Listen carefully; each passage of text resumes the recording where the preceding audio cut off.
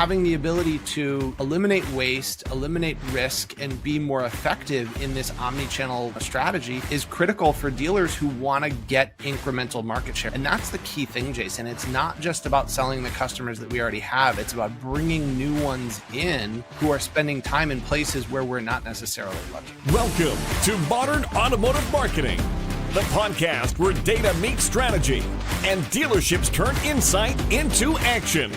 We're talking full funnel strategies, predictive insights, and real world tactics that help dealers win in today's market. Here's your host, Jason Harris. Hey, what's going on, Podcast Nation? It is Jason Harris here, and thank you for joining me on an episode of Modern Automotive Marketing, where I get to talk to, well, anybody and everybody I want to talk to when it comes to real modern marketing. And you're going to hear me say this a bunch of times. I'm going to use the word modern so much in this podcast, guys. You're going to get annoyed with it. But that's the objective behind this podcast, is to really take a look at our marketing strategies and our tactics and our creative concepts and our messaging and say, hey, is this as modern as we can make it? And I believe that there's always room for opportunity. We got a great guest with us today, actually a friend of mine. Funny enough, that's actually his last name. I have Justin Friend with me, VP of Sales at Prophecy Digital. Justin, what's up, man? How you doing? Doing fantastic, Jason. How are you doing today? I'm doing on this modern podcast. Modern. I got, you know what? During the voiceover, I'm gonna have to get like some really deep voiceover that's gonna be like the modern podcast. But no, it's right. Like, that's what we're talking about. And dude, I'm glad that you decided to come jam with me. Because thanks for having me. When I was thinking about all the people I can have to jump on this podcast, I'm like, I gotta get Justin on this, man. This will be an absolute blast. But hey, Justin, for everybody out there who don't know who you are, I love kicking off these podcasts with a little origin story. Sure. Because I'm just fundamentally fascinated myself. But let's kick it off with how you got started in the industry and give me a little more information about Prophecy Digital and what you're doing over there. Sure. Thanks, Jason. Again, thanks for having me. Good to be here with you today. I've been in automotive marketing for, I think 25 years now, done everything from direct marketing to, data mining, all the way into a digital advertising company that specialized specifically for car dealers. Currently, I'm with a company called Prophecy Digital. What Prophecy Digital does, Jason, we are a full service digital advertising agency, but forward-looking and predictive. And what that means and what the differentiator there is that, many companies talk about what happened, right? We look at reports from last month or the month prior. Super cool if I could tell you that it rained yesterday, but wouldn't it be more effective, right, if I could tell you what the weather is going to be 2 weeks from now or 2 months from now with a forward-looking analysis? Fundamentally, that's part of what we do. We deliver that through omni-channel advertising. So I think this is kind of what we're going to get into, the difference between multi-channel and omni-channel. And at our core, right, at the actual core, we have an AI machine learning platform that makes all of those data-driven decisions. And we all know how quickly things are moving and shaking in the world, in the industry, in the economy.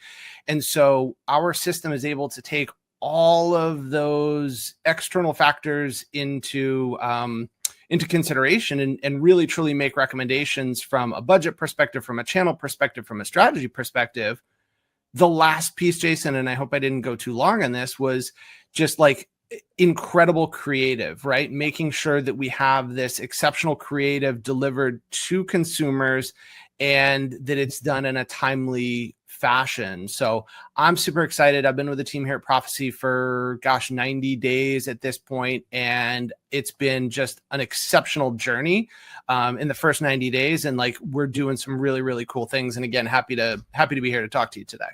And guys, for out there watching and listening, that's what modern automotive marketing is about, right?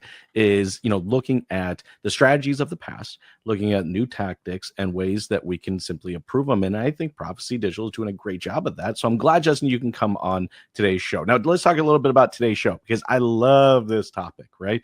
Why dealers can't rely on Google and Facebook or Meta, depending how old you are, alone. You like that one, right? It's true. I sometimes, guys, I still go into a meeting or something like that, and I use the word Meta, and they're like, oh, Sorry, Facebook. what? Yeah. Right. Okay. Yeah. I get what you're talking about. 100%. Yeah. But no, look, for years, our industry, and, Justin, we were talking about this before we started recording. I mean, look, me and you were guilty of this too. I mean, I would say between 2010, or let's see, even probably 2007 to 2015, I was pushing a channel strategy of, like, let's make sure that we're in as many channels as possible so that we can really diversify, our marketing spend. And, it's still not a horrible strategy, but there is a lot of room for improvement. So, guys, in today's conversation, the big problem that we're ultimately going to be discussing is why in our marketing dollars, we're fighting for 3% of buyers in that in market, so that bottom of that funnel people, while we're ignoring 97% that are doing research or just haven't decided yet. Let's start it off here, Justin. When I say kind of channel strategy versus funnel strategy, what's kind of the first thing that comes to mind for you? Well, I mean, again, you nailed it, right? There's Google and there's Facebook, Instagram, Meta. Those are foundationally super important channels to be on if you're a car dealer and you're advertising. Oftentimes when we talk to dealers, Google could be 80, 85%, 90% of their budget. And then, some of these other ancillary channels are either non-existent or, such small, small pieces of the budget. I think to your point, Jason, going back to that, everybody's fighting for the 3%. Yes, every dealer wants low funnel leads, the person who's raising their hand and has submitted a lead form or taken a strong conversion action to say, hey, I'm ready. This is the vehicle I want. Mm-hmm. But I think the reality is a lot of dealers are fighting over that 3%, where there's a huge opportunity to go reach shoppers where they're spending time before they've made the decision, before they're ready to raise their hand and say, hey, this is what I want. And there's a lot of opportunity to do that by going with a true omni-channel strategy. And like, again, your question was, channel versus funnel. I think looking at all of the channels, it's important to have all of the channels, but they lead to a full funnel strategy where you're reaching customers at the top of the funnel when it's awareness and branding, all the way through to the bottom of the funnel. And this is what you're alluding to, Jason, but all the way to the bottom of the funnel when it's intent and it's go time. So I think that you asked me what comes to mind, like that's kind of the key pieces that pop into my head when you're asking funnel versus channel. I'm with you. I think the other thing when I kind of think about it is also just kind of cost. Right. Sure. I mean, look, Justin, we're no spring chickens here. Right. We've been doing this for a little while. Right. I mean, I tell people this and they think I'm completely lying or made it up when I say this, but like there was a point in time. All right. Where, I practically dominated. All right. The keyword Corvette for the southwestern part of the United States for less than 18 cents a click. Yes, 18 cents a click. Can you imagine that high priority of a keyword for 18 cents? Guys, yeah. I'll throw another one for you. There was a point in time, all right, when me and Justin were doing marketing where there was 75% open rates on email. You're laughing. I know it's true, right? I mean, like things have changed, and they just a bit, right? And I think, here's where I see, like, when I look at our industry, right, just fundamentally, and the strategies I see out there is, and I think something that if you're out there watching and listening, the reason you're watching and listening is because you want to get better. You want to know what more modern, marketing, automotive marketing actually is. Well, think of it this way: 90% of buyers' journey happens before they submit a lead. Let me just say that again: 90% of a customer's journey happens before they submit a lead. And that's a stat that I think as dealers out there and people that are responsible for the marketing of your dealership, you got to really think about that. All right. There is a lot that happens before they go and put their first name, last name, email address, cell phone, blood type, shoe size, and firstborn in, just for the right to get an automated response from your CRM. Anyways, I won't go down that rabbit hole. Don't digress. I won't digress. I won't digress. All right. But Justin, let's talk a little bit about that, because there's a lot that happens before the lead gets submitted.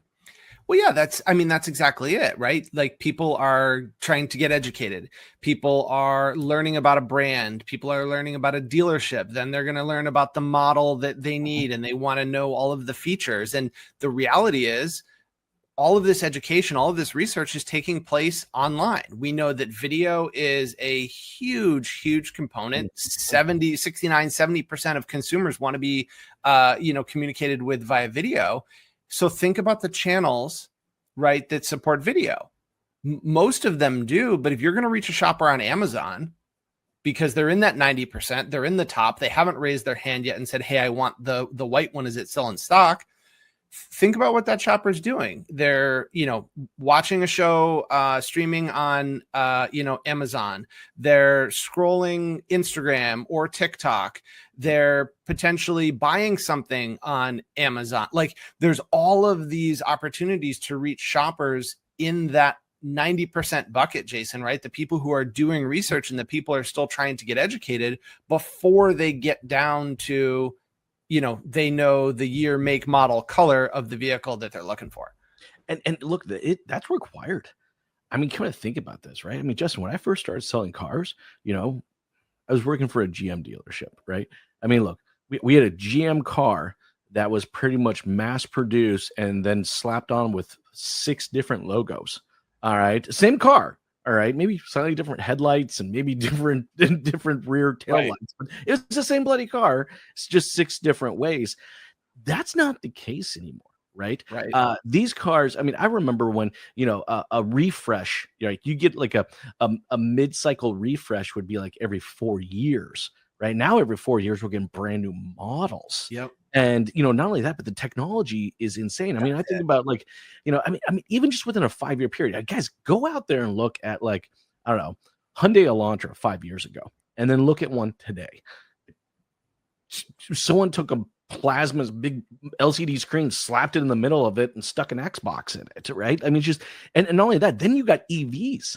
All right. So if you go back and even just look at like, purchasing vehicles, before even COVID, even the last 5 years, right? Like, there wasn't this many options. There is so much happening before they submit a lead. There's so much work. There's so much education. There's so much things as a consumer I need to know and I have to find out. And very much so, even around electric vehicles and now new hybrids that are coming out. Anyways, just I'll get off this because I know you got some stuff you want to add to this. So I want to come back to it, but it's actually funny, and I know you'll appreciate this. So I was talking to one of my colleagues yesterday, and he just purchased for his boys, really for him, so we're clear, a 2003 Jeep Wrangler. Right? So like, think about it. I know you're laughing. I know you're smiling, but think about it. Manual transmission, crank, roll up windows. He went out and purchased like a Apple CarPlay setup radio that he can put in there. And when he and I were talking about it yesterday, I'm like, oh man, that is so cool. Like, I love that. I love that as an experience for your kids. His boys, can drive, but how many kids nowadays can actually drive a manual transmission? But the thing that I said that was so cool, I'm like, dude, you're like feeling the drive. Like you have to be active in driving it. And it is such a fascinating thing with where we are today with all the technology in cars versus, a 2003 manual Wrangler. So that obviously, is a digression. Your point about EVs and technology and all of these things, to me, it comes down to education, right? Yeah. And that's where, when shoppers are in an upper funnel mindset and they're looking to get educated, it's really important that, your dealership, if you want to be, in front of people and you want to be forward looking and predictive, you've got to adapt different strategies and meet those customers where they're spending time. And it's not just on, Google and Meta. And we don't have an issue with Google and Meta. Like, they're, like I said earlier, foundational. But when it comes to EV research, you've got to be in different places. When it comes to hybrid research, when it comes to technology, it's really important that you have the right content in front of the right shoppers at the right time in their journey, which goes back to your point, Jason, about like where they are in the funnel and having a full funnel strategy versus just having, a few channels reach out to shoppers. Well, and I think even so right now, I mean, if we look at just kind of like general interest rates, look, I mean, I had a neighbor that, he leased like 9 RAV4s. And, this year he changed, because it just wasn't that same, Sure. He just couldn't get into the same RAV4 like he could before for the same price point, right? Like because you have to understand, like, I do believe now, that the consumers are just out there. There is a lot they have to educate themselves. Yep. They're spending, like I said, I mean, like 90% of that journey is happening before they submit a lead. And if you guys aren't running a full funnel or omnichannel full funnel approach, to this, and guys, this doesn't just mean that you take your same piece of creative and you just throw this at different parts of the funnel. Here's Justin. Here's a funny thing, and I know that this probably happens to you too. Like, I'll go to a dinner party and someone will find out I'm in the auto industry, right? And they'll let me tell you about the car I bought, right? And this happens pretty frequently. But I will tell you, I have never been told about the $250 biweekly car that they got, right? Like, it's even though that is the ad I literally see everywhere out there. Let's talk a little bit about communicating to the consumer through the entire funnel. Well, and I think you made a good point earlier, right? This goes back to not just being on multiple channels, but having them integrated. And so to your point, yes, oftentimes you'll go on a website and there's a $299 per month lease on whatever model it is. And that's fantastic. And I know, right? We know that there are people who purchase that vehicle. To your point about the dinner party, it's not super frequent and it may not be often. So by having a truly integrated strategy, and by integrated, I mean one entity or one, organization managing all of the channels, right? So that's the integration part. Yes. To your point about having, somebody not necessarily speak about the $250 per month, monthly payment, that's where the messaging needs to evolve based on the shopper and based on not only where they're spending time, but the digital signals, the digital breadcrumbs that they're laying down. Mm-hmm. Because at the end of the day, if you're shopping for payment, right, and $299 is the trigger for you, and I'm shopping for a pickup truck, $299 and a pickup truck probably aren't going to go hand in hand. So the messaging that you receive versus the messaging that I receive, they need to vary. They need to match your desire and the signals you're laying down, and it needs to match my desire or needs and the signals that I'm laying down. So I think having the ability to not only diversify and be across all of these channels in a collaborative, integrated way, but making sure that the creative and the messaging is appropriate for each consumer based on what they're looking for, but also based on where they are in their buyer journey, right? If you already are down to the point where your make model and a dealership sends you an ad introducing themselves and it's branding and awareness, well, they probably just wasted, some advertising funds on you because you're already down to your make model. Exactly. And so having the ability to, eliminate waste, eliminate risk, and be more effective in this omni-channel, strategy is critical for dealers who want to get incremental market share. And that's the key thing, Jason. It's not just about selling the customers that we already have. It's about bringing new ones in who are spending time in places where we're not necessarily looking. I'm glad that you brought that up, right? Because, I think too often as a dealer, maybe we get sold a bag of goods or maybe we just, it's our fundamental understanding that, marketing just simply just increases, sales, right? Like there's only going to be so many people that are going to buy a vehicle every given month. Okay. Your objective as a dealer there's no marketing in the world that's going to increase the size of the pie as much as it's going to increase your share of that pie. Right. And those are the type of strategies that you have to be talking to, to your agency, to your partner on this. Right. And one of the things, Justin, that I've always been fundamentally just impressed with Prophecy Digital is not only do you guys do this with a full funnel, but you're also able to move those ad dollars in a very intelligent way. Because I think too often, because look, I couldn't do this myself. I've always believed in full funnel strategies over over multiple channels. I've always believed that I saw it. I literally saw the data myself. I would have lower cost of per lead when I target people higher up in the funnel, right? But again, when I did it, all right, I was only able to allocate a certain dollar amount to it and then wait until the end of the month to see if the data made sense. Right. You guys are doing something way even more modern than that. Can we dive a little bit into your guys' approach to that? Yeah, and it's funny. I want to sidebar for just a sec and share with you the story with why Prophecy Digital is named Prophecy Digital. So there's really two things, right? We're forward-looking and predictive or prophetic, right? So that's the prophecy piece, if you will. The other piece, Jason, for us is we're keenly focused on profit for a dealer. So hence the PROF spelling. So that's the backstory behind Prophecy Digital, because at the end of the day, anybody can sell. Well, I don't want to oversimplify this. Dealers can sell cars, right? But operators, GMs, dealer principals, owners, they want to make sure that they're selling vehicles profitably.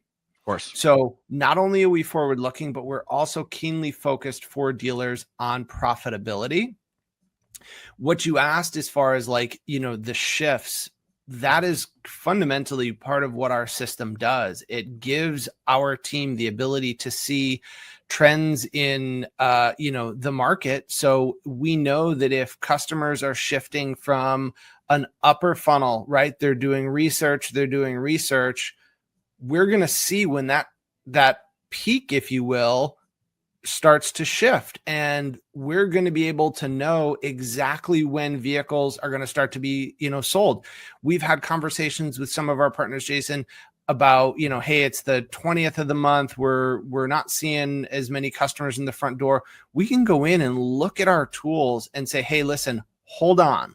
Give me 24 hours. We've had instances, Jason, where based on that predictive nature, we've had people call us back and say, gosh, you know what? We crushed it today. We sold 10 cars. You're absolutely correct.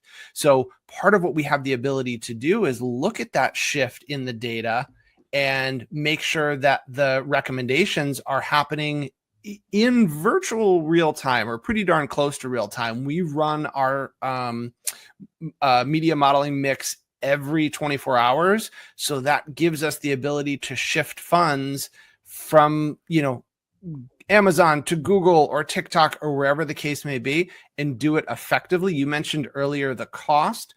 A lot of people think that omni-channel can be more expensive. It's actually not. It should be more efficient if it's done appropriately. So again, a lot of it is about removing risk from advertising. A lot of it is about helping dealers understand what levers need to be pushed or pulled in that exact moment in time. And look, that's difficult. But this is the complexity of modern automotive marketing, right? Yep. Like, I do believe that, hey, if you're out there watching, listening, you guys need to find a partner, all right, to be able to execute this level of strategy. Do I believe you can execute a strategy inside your own dealership? Yeah, sure. Can you do it to this level of complexity? No, you can't. And you got to find a partner to do that. And I will tell you, though, the higher up in the funnel that you can get the lead, all right, and you can usually tell this by, what question is coming through on that lead, right? That was always my kind of, it's kind of an analog way of knowing, right? If they're just simply asking if it's in stock, I know that it's a very bottom of the funnel lead. Yep. All right. If they're asking me about, packages or certain options and stuff like that, I know that it's higher up on the lead. But I will tell you right now, I had to track that. And by the way, there was no system to it. I had to do this manually, right? Because I didn't know the difference between a bottom of the funnel lead and a higher up the funnel lead. But I will tell you, it is more profitable. Hands down, it is more profitable, all right, to target people and get them into conversation where you can create trust. And once you've created that trust in the conversation, getting them into the dealership and, it's going to be a more profitable opportunity. I'm just going to say that. I'll get off my soapbox on there. But no, not just profitable just for the sales department. Justin, I did want to get a little bit because this is a strategy that should be executed across all departments. And can we talk a little bit about that? Yeah, I mean, you're spot on, right? Everybody thinks sales first, right? And whether it's new or pre-owned, that is part of it, right? But fixed ops is such a fantastic opportunity. Most people, when it comes to fixed ops, are looking again at sort of the same channels, and it's not a bad thing, right? We're not making fun of any agencies or telling anybody their kid is ugly. It's just a way to look at things differently, right? We have a different belief system at Prophecy Digital, and we believe that things can be done more effectively. To your point about fixed ops, sure. We've done studies where if you, are looking at a dealership that's running just simply Facebook and Google, and then look at another dealership that's running a true omni-channel strategy across, 12 different channels, we've seen things like 360+%, users. We've attracted, people who are spending way more time on site. We know that time on site means that they're learning more, or getting educated, or scheduling service. The other thing that's, fantastic about, fixed op advertising, if done correctly, this is an opportunity to build your pipeline for sales. Absolutely. Right? People do service far more frequently than they are purchasing a vehicle. So you have an opportunity to bring somebody in. It's going to happen quicker, right? It's going to work quicker. And if your service department does an exceptional job, you have a really good opportunity to earn that customer from a sales perspective when their lease is up, their, finance is up, they need a new vehicle, their son, daughter, whatever the case may be. There's a great opportunity there. And dealers know that, right? That's nothing that we're telling anybody that's shocking or new. Well, you say that, and then I go, talk to 10 dealers and find out that 2 of the 10 have a solid fixed ops marketing strategy. So, Fair. We can admit that. Now, what we actually do about it, here's another number that we can admit in this industry. And by the way, if you're out there watching, listening, you know this to be true. All right. Depending on your brand, between 60 and 80% of your customers leave your business and no longer service with you after the warranty expires. Yep. And let's just think about that for a second. I mean, they were servicing with you and doing business with you because the warranty existed. You didn't market to them or communicate to them during that entire time, but they were there because the warranty was there. They wanted to keep it, right? So it's like, if you're not doing this, if you're not being proactive about this, all right, you're constantly going to be in an acquisition mode, a new customer acquisition mode. And that's the most costly place to be. You're focusing on that 3% and just killing yourself every single month for that 3% when every other dealer is out there doing it. Anyways, I'll get a Well, and I guess one thing to add to that, Jason, like you mentioned the fact that most dealers do a decent job when they're in warranty, or there's a maintenance plan that's included and then they go out.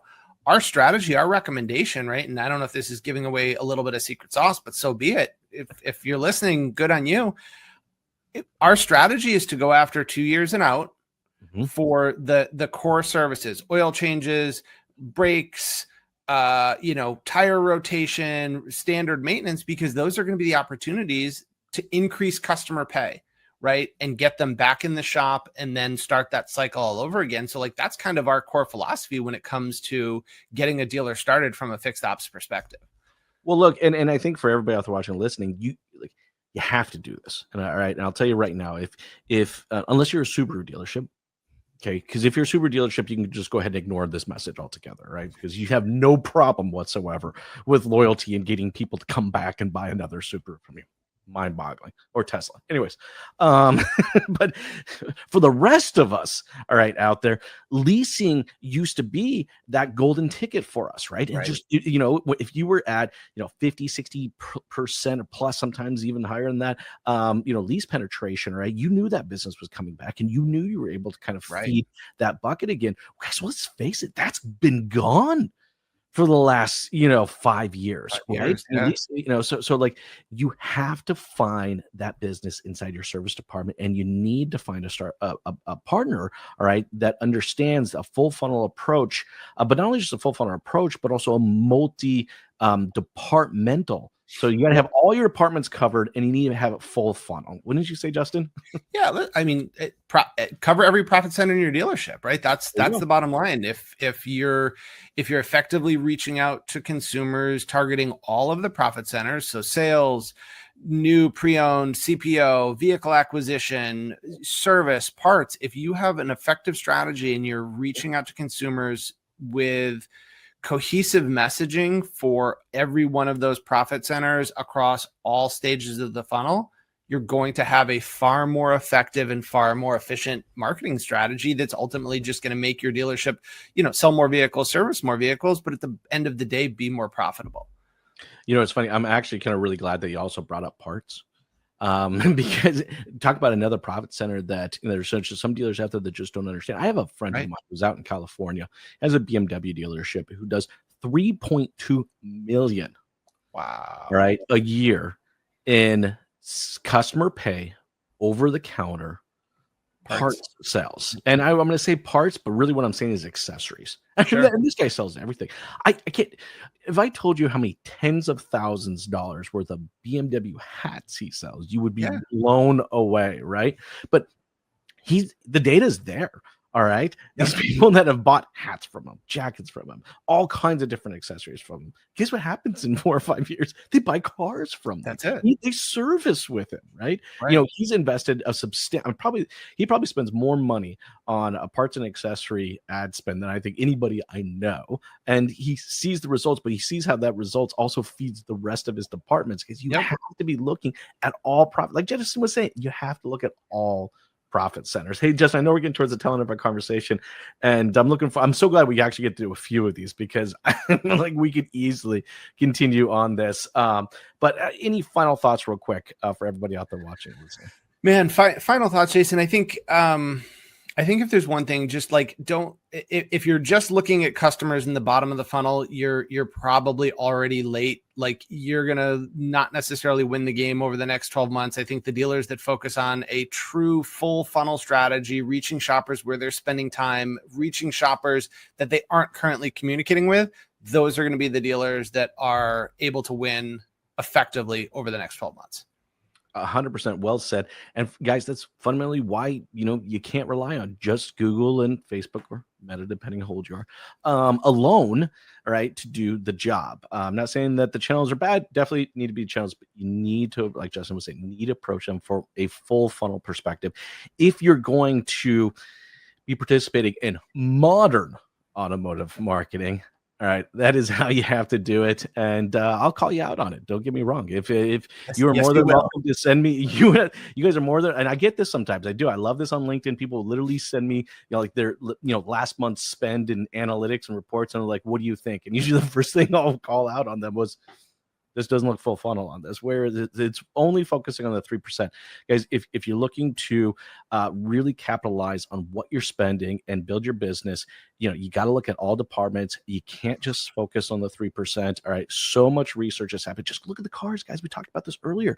The delta now between price between ICE and EV is so minimal now that it just makes more sense. Like, there's just so much more research, so more things going out there, and you guys need to be able to market that and find a partner that's going to help you do that.